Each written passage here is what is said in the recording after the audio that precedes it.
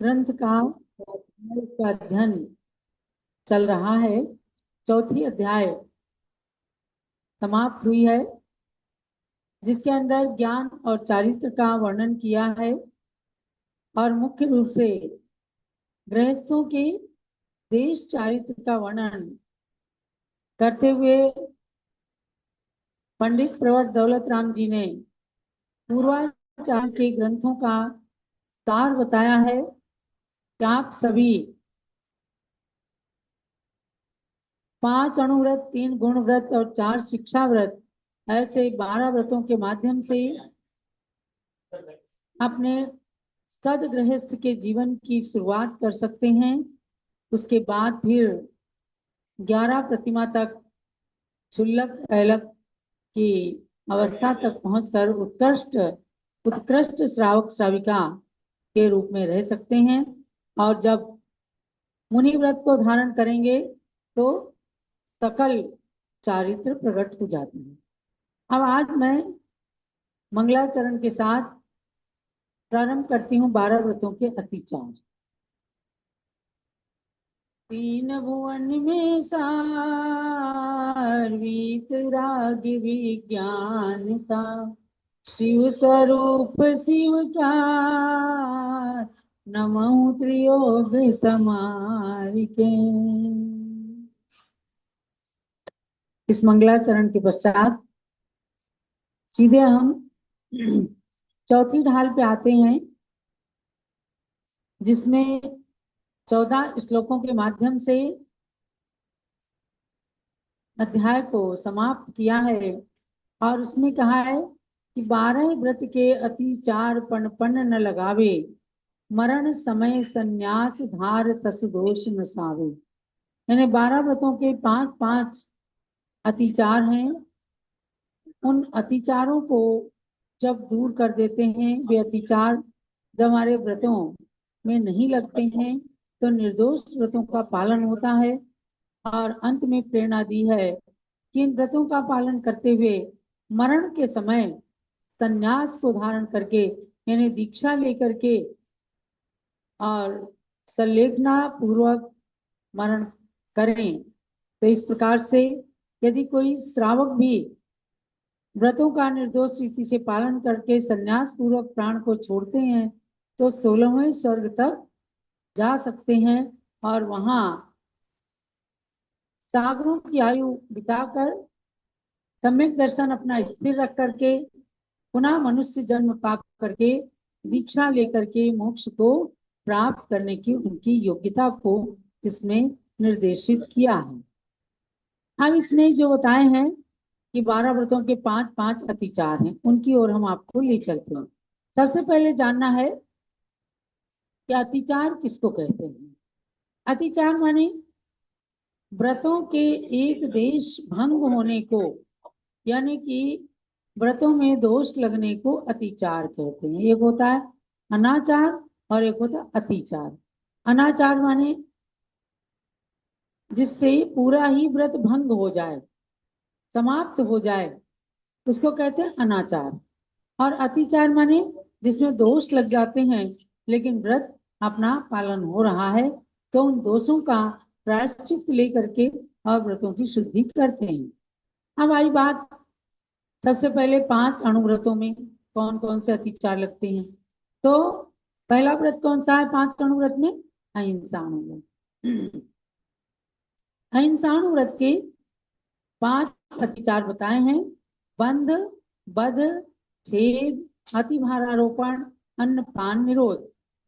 माने किसी को अपने इष्ट स्थान से जाने से रोकने के लिए, कहीं जाना है और उसको रोकने के लिए गाय बैल को रस्सी से बांध देते हैं, तो ऐसा ये बंध नाम का अतिचार है, क्योंकि इसमें थोड़ा हिंसा का दोष तो लग ही जाता है, उसको बांध करके रखते हैं। दूसरा है बध, यानी कि लाठी से, तलवार से, चाबुक से प्राणियों को मारना बध है। बैलगाड़ी पर आपने कभी देखा होगा, बुग्गी गाड़ी पर, या जब पहले लोग तांगा रिक्शा इनमें बैठते थे तो चाबुक से घोड़े को बैल को मारते हैं, ये बध करना है। ये तिर्यंचों के दुख हैं और मानव जो इनको मारता है तो वो व्रतों में अतिचार है।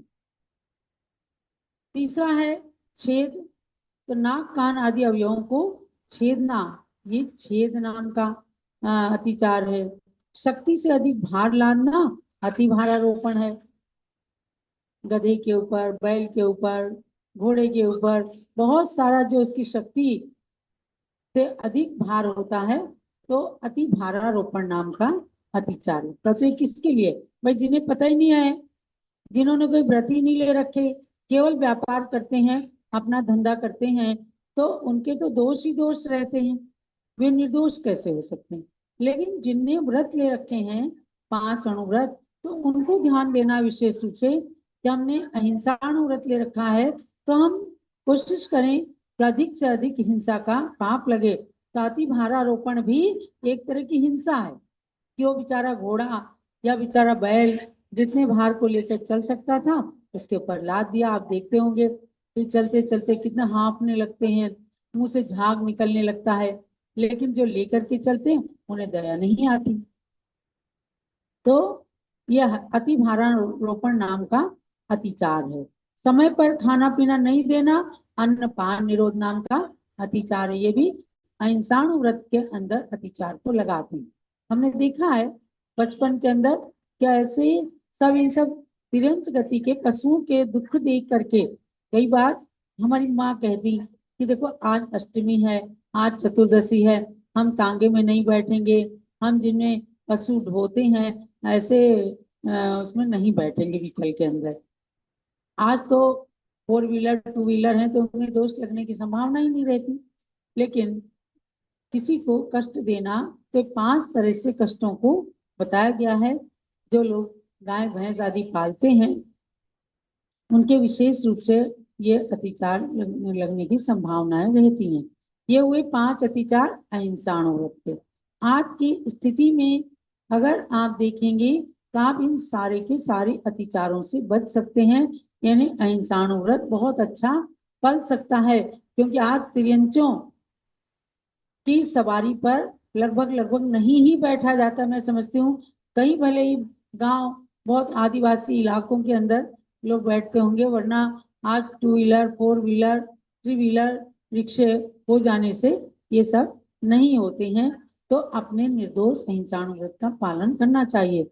और दूसरा आया सत्याणुव्रत, इसके भी 5 अतिचार हैं। मिथ्योपदेश, रहो व्याख्यान, कूटलेख क्रिया, न्यासापहार और साकार मंत्र भेद। आज सच बोलने का तो नियम है, लेकिन उसके अंदर कैसे दोष लगते हैं? तो करे झूठा और अहित कर उपदेश देना मिथ्योपदेश, सीधा सीधा सम्यक दर्शन से रहित लोग जो है उपदेश देते हैं और उसको ग्रहण करते हैं, तो ये मिथ्योपदेश नाम का अतिचार।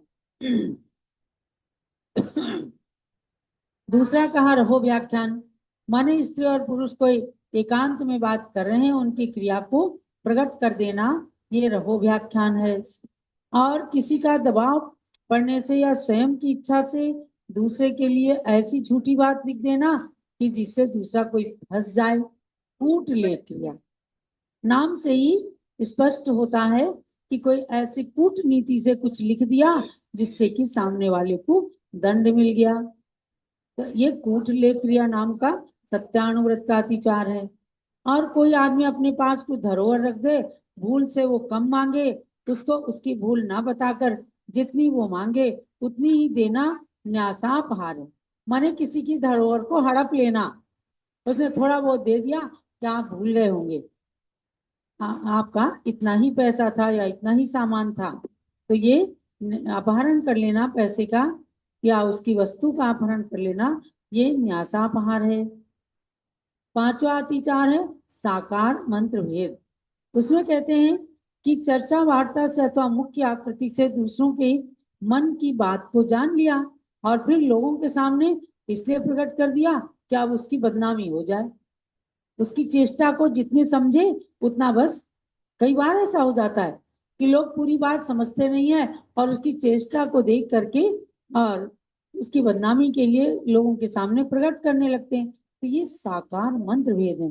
सच बोल रहे हैं कि हमने देखा था, लेकिन मन के अंदर इसकी बदनामी और अपने सम्मान की, अपनी कालर ऊंची रखने का जो भाव है, तो ये साकार मंत्र भेद नाम का अतिचार लगता है, दोष लगता है।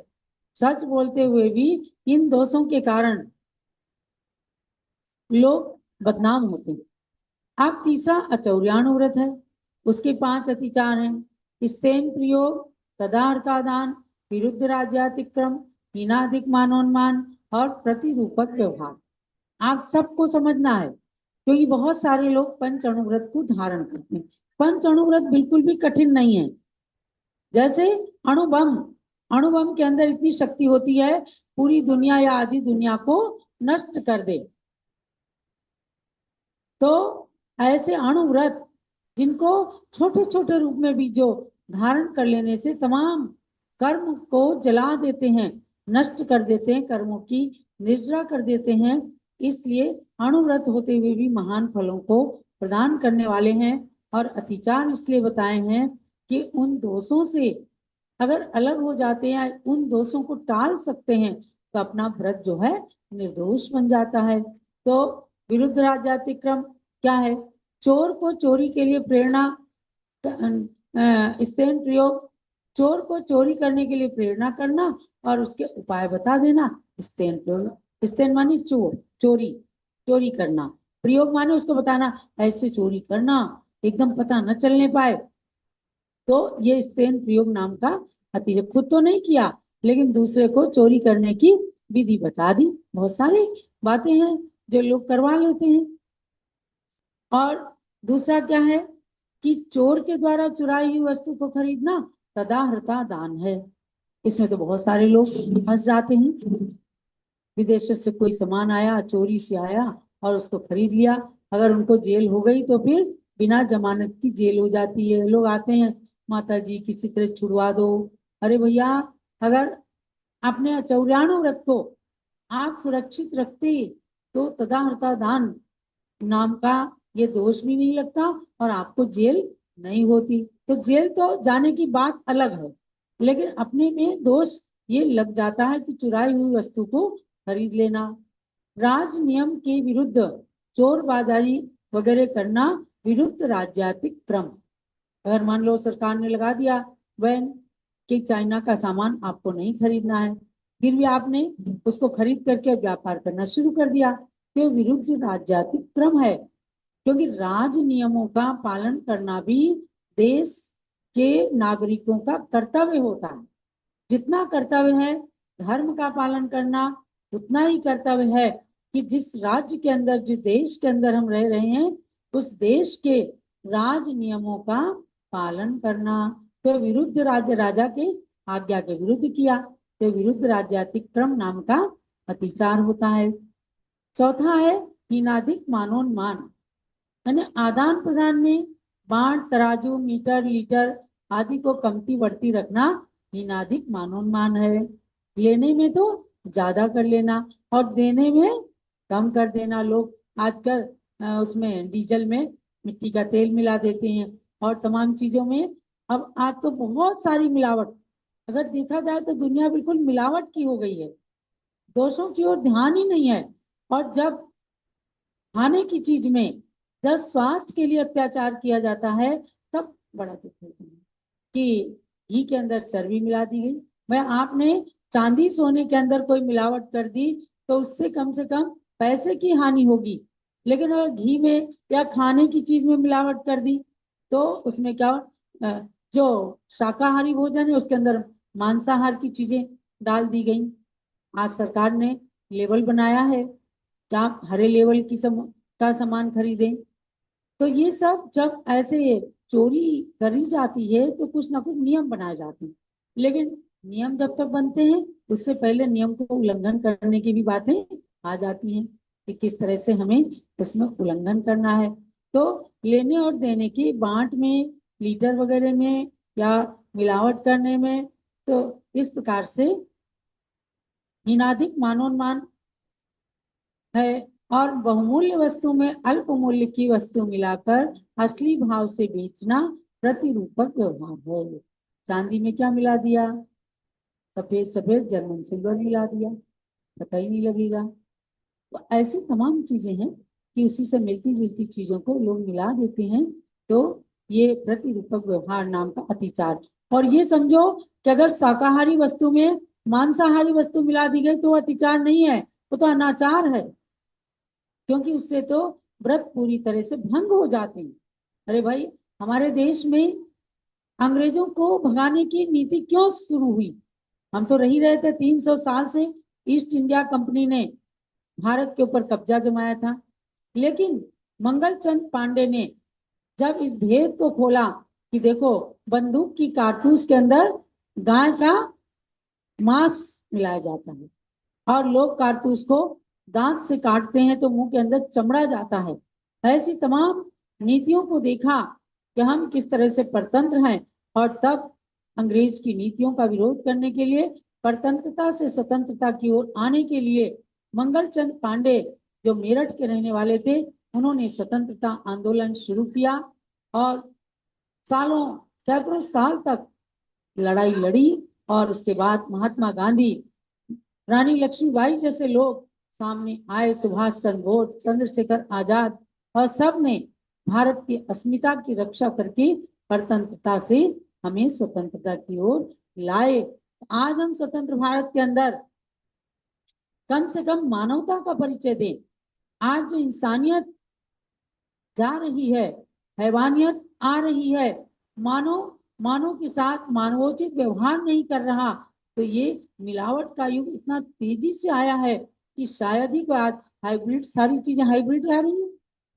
आप कैसे जिएंगे, कैसे खाएंगे, कैसे स्वस्थ रहेंगे और कैसे धर्म का पालन करेंगे? तो मानवा, ये तो बड़ी छोटी छोटी चीजें उसके सामने। अतिचारों का जो वर्णन किया है कि आपके व्रतों में कोई छोटा मोटा दोष लग गया। और आज जो लोग करते हैं, एक भाई भाई आए, बोले कि ऑर्गेनिक हम अनाज जो है बेचते हैं। मैंने उनसे डायरेक्ट बात की कि भाई, आज फर्टिलाइजर से उत्पन्न हुए अन्न को लोग खाते हैं, उनके शरीरों में नहीं लगता, नुकसान देता है।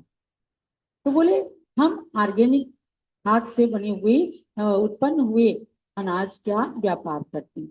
मैंने उनसे पूछा कि क्या सच है ऐसा कि आप इतना सामान पैदा कर लें कि ऑर्गेनिक खाद से, यानी गोबर की खाद से जो पहले लोग बेचते थे? तो उन्होंने सच में बताया, बोले माता जी, मैं साधु के सामने झूठ नहीं बोलूंगा, हम लोग फर्टिलाइजर का सामान लाते हैं और ऑर्गेनिक का लेबल लगा करके बेचते हैं। अब ये क्या है भैया? ये अतिचार नहीं है, अनाचार है। आप किसी व्रत का तो पालन कर ही नहीं रहे, और अगर ऐसे व्यापार करते हैं तो केवल पाप की कमाई कर रहे हैं। इस जन्म में तो धन आ जाएगा, लेकिन अगले जन्म में नरक पर्यंत गति के दुखों को भोगना पड़ेगा। इसलिए सबको ध्यान रखना चाहिए कि गृहस्थ होते हुए भी गृहस्थोचित व्रतों का पालन करें और उनको निर्दोष बनाने की कोशिश करें, और ऐसी मिलावट कभी ना करें कि अपने व्रत की जगह केवल पाप ही पाप हम कमाते चले जाएं। ये मैंने आपको अचौर्याणु व्रत के 5 अतिचार बताए। अब आगे चलते हैं। चौथा अणुव्रत है ब्रह्मचर्याणु व्रत। गृहस्थ में भी रह करके ब्रह्मचर्य अणुव्रत का पालन कर सकते हैं। माने कोई भी नारी जिसने विवाह कर लिया तो अपने पति के सिवाय हर पुरुष को भाई या पिता के समान समझे। हर पुरुष अपनी पत्नी के अतिरिक्त सभी महिलाओं को बहन या माँ के समान समझे। ये होता है शील व्रत, और ये होता है ब्रह्मचर्याणु व्रत। अब इनमें दोष कैसे लग जाते हैं? पर विवाहकरण, अपरिग्रहित इत्वरिकागमन, परिग्रहित इत्वरिकागमन, अनंग क्रीड़ा, काम तीव्रा विनिवेश, ऐसे 5 तरह से अपने ब्रह्मचर्य में भी, अणुव्रत के अंदर भी दोष लगता है। यानी कि अपने पुत्र पुत्रियों का तो सबको विवाह करने का अधिकार है, व्रती बन गए तो भी, और दूसरों के लिए जैसे धंधा बना लेते हैं, अरे भाई तू उस लड़के को देख ले, वो लड़की अच्छी है, ऐसे करके विवाह कराते हैं। करना कराना, ये पर विवाहकरण नाम का अतिचार है। भाई आपने जब अपना घर बसाया है, अपने ब्रह्मचर्य अणुव्रत का पालन कर रहे हैं, तो दूसरे के लिए कोशिश करें कि ना ज्यादा अनुमोदना करें। अतिचार दोष तो है ही, लेकिन अगर किसी के संबंध मीठे नहीं हुए उनके बिगड़ गए तो आप समझ सकते हैं कि आपको कितनी बदनामी, कितना कष्ट, कितनी बातें सुनने को मिल सकती हैं कि हमने तेरे कहने से इतना कर लिया था, ये शादी तो बिल्कुल भी विफल हो गई। ये भी बात है, यहाँ दोष की बात चल रही है। तो दूसरा है कि पति रहित कोई वेश्या आदि व्यभिचारिणी स्त्रियां हैं, उनके पास आने जाने से अपरिग्रहित इत्वरिका गमन नाम का दोष लगता है। ये अतिचार है। चाहे कितने अच्छे हैं, कोई अगर वेश्या के कोठे में एक बार चला गया तो उसको लोग खराब ही कहेंगे, या व्यभिचारिणी स्त्री के घर में अगर आना जाना है तो उसको खराब कहेंगे लोग, इसलिए ये दोष है। और पति सहित व्यभिचारिणी स्त्रियों के पास आना जाना, उनसे लेन देन रखना, राग पूर्वक बातचीत करना, ये परिग्रहित एक तरीका गमन नाम का अतिचार है। हम जानते हैं इसका पति है, लेकिन अपना बातचीत चालू होने से वो हमारे प्रति भी आकर्षित हो रही है, तो उसके पास जाने आने से अपना दोष भी है और दूसरे के घर में पूरी अशांति भी होती है। वो अपनी पत्नी से असंतुष्ट रहेगा, नाराज रहेगा, उसके घर की शांति भंग हो जाएगी और अपने को दोष लगेगा। इसलिए अपने को निर्दोष बनाने के लिए एक पत्नी में या एक पति में ही संतुष्ट रहना, ये ब्रह्मचर्याणु व्रत है। चौथा कहा, काम सेवन के लिए अन्य अंगों से काम सेवन करना अनंग क्रीड़ा है। और काम सेवन की पंचेंद्रिय विषयों की अत्यंत अभिलाषा रखना काम तीव्रा विनिवेश है। ये सब जो है बहुत गरिष्ठ भोजन करने से, आजकल लोग भक्ष भक्ष का तो ज्ञान ही नहीं है, जंक फूड खाते हैं। स्कूल कॉलेजों के अंदर एकदम फ्रीली बच्चे घूमते हैं, किसी के साथ भी कोई भी संबंध बनाते हैं। हॉस्टल के अंदर भी रहे तो आउटिंग होती है और तो लड़के और लड़कियां आपस में संबंध बना के आ जाते हैं। तो ये कोरा पाप है और ऐसे को अनुमोदना भी कभी नहीं देना। आपके बच्चे अगर कहीं पढ़ने जाने लगे तो निश्चित रूप से किसी गुरु के पास ले जाके सबसे पहले उनको नियम दिलवाना कि बाहर रहने तक आपका ब्रह्मचर्य व्रत रहेगा, समझे ना। कोशिश करो, बच्चों के अंदर संस्कार डालो, किसी से संबंध नहीं बनाना और अपनी जाति के अंदर ही अरेंज मैरिज करना, लव अफेयर नहीं चलाना। ये सब ब्रह्मचर्य व्रत को स्थिर करने के लिए, शील व्रत के पालन के लिए शिक्षाएं हैं। तो अतिचार तो अपने लिए है, लेकिन अपने घर के बच्चों को भी आगे की प्रेरणा जरूर दे करके और अपनी भारतीय संस्कृति को सुरक्षित रखना, क्योंकि खानदान शुद्धि उससे जुड़ी हुई है। खानदान शुद्धि और खान पान शुद्धि, इन दो चीजों का जरूर जरूर ध्यान रखना चाहिए। अब पांचवा आता है परिग्रह प्रमाण अणुव्रत। परिग्रह माने खूब सारा सामान इकट्ठा करना, लेकिन उसको सीमित कर लेना। वे एक घर है, उसके अंदर आप कितना सामान रखेंगे, जितना सामान आ सकता है, जितनी इच्छाएं हैं उनको रखना, लेकिन रखने के बावजूद भी बहुत सारी इच्छाएं बनी रहती। चीज अपने पास नहीं है, लेकिन सोचेंगे पूरा मार्केट ही मेरे पास आ जाए, कितनी इच्छाएं हो जाती। कई महिलाएं जब साड़ी लेने के लिए निकलती हैं, एक दो साड़ी का बजट होता है, लेकिन दुकान की चकाचौंध देख करके सोचती हैं ये भी ले लूं, ये भी ले लूं, उनका बस चले तो भाई कुछ तो परिग्रह की सीमा रखो। 3 लोग की परिग्रह के पाप से छूटने के लिए परिग्रह की सीमा रखना। तो इसमें आया क्षेत्र वास्तु प्रमाणातिक्रम, हिरण्य सुवर्ण प्रमाणातिक्रम, धन धान्य प्रमाणातिक्रम, दासी दास प्रमाणातिक्रम, कुप्य भांड प्रमाणातिक्रम, यानी अतिक्रमण करना। तो कैसे, जैसे खेत है, रहने के मकान है, जितना प्रमाण किया था 4 मकान, फिर पता चला कि एक प्रॉपर्टी और मिल रही है तो उसको भी खरीद लिया।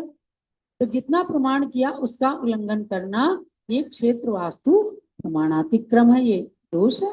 मैं आप पहले से रख लो कि हम 10 मकान या 10 खेत या 100, उसको सीमित असीमित चीजें बहुत सारी कर ली, लेकिन गिनती तो रही। तो असीमित चीजों के पाप से मुक्त हो जाएंगे। आप समझ रहे हो ना इसको, कि ज्यादा से ज्यादा रख लें लेकिन असीमित परिग्रह के पाप से मुक्त हो जाएं। फिर क्या कहा कि चांदी तथा सोने के प्रमाण का उल्लंघन करना हिरण्य सुवर्ण प्रमाणातिक्रम है। भाई 100-200 किलो चांदी सोना इनका प्रमाण लिख लो पहले से कि हमारे व्रत में दोष ना लगे। और फिर अगर उसको उल्लंघन करते हैं तो उसमें दोष लगता है।